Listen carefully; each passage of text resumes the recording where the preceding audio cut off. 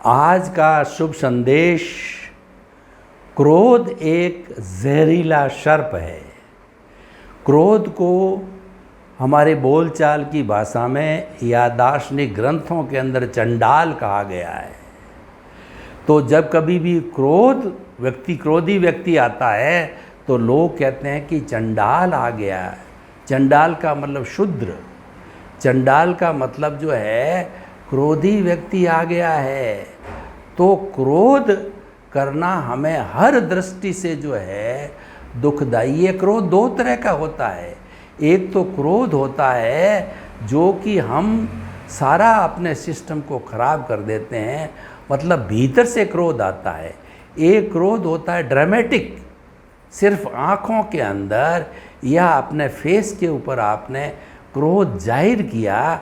क्योंकि जो लोग प्रशासक लोग होते हैं, जो सीनियर सिटीजन होते हैं, जो प्रशासन करते हैं, उनको ड्रामेटिक क्रोध दिखाना पड़ता है।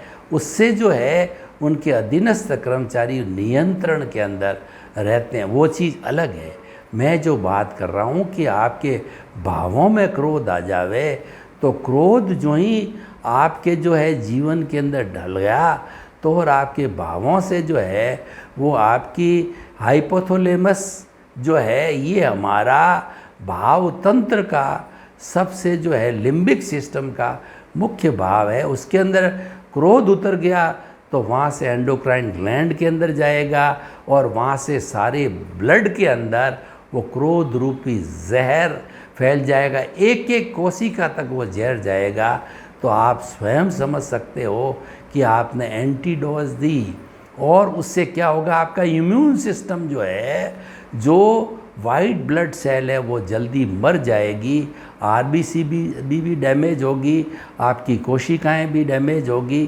तो जो मेडिकल साइंस की दृष्टि से तो बात है ही है, लेकिन मैं दार्शनिक दृष्टि से भी बात करूं तो क्रोध करने से जो है कर्मों का बंधन होता है। क्योंकि क्रोध स्वयं राग देश में आता है, क्रोध कषाय के अंदर आता है, क्रोध मोह के संसार में आता है।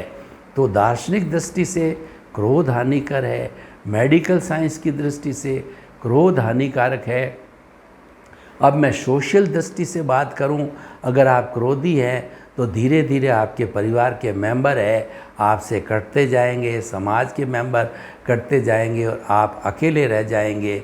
तो अकेला चना पहाड़ नहीं फोड़ सकता, अकेला व्यक्ति जीवन यापन भी नहीं कर सकता। क्योंकि मनुष्य एक सामाजिक प्राणी है, वह तो समाज में ही रहता है, समाज में ही जीता है। तो उसको समाज के अंदर जो है रहकर ही कार्य करना होता है।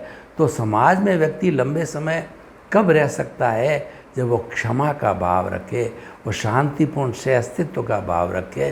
तो इस तरीके से जो है एक क्रोध है, एक जहरीला सर्प है, इसका हमें शमन करना चाहिए।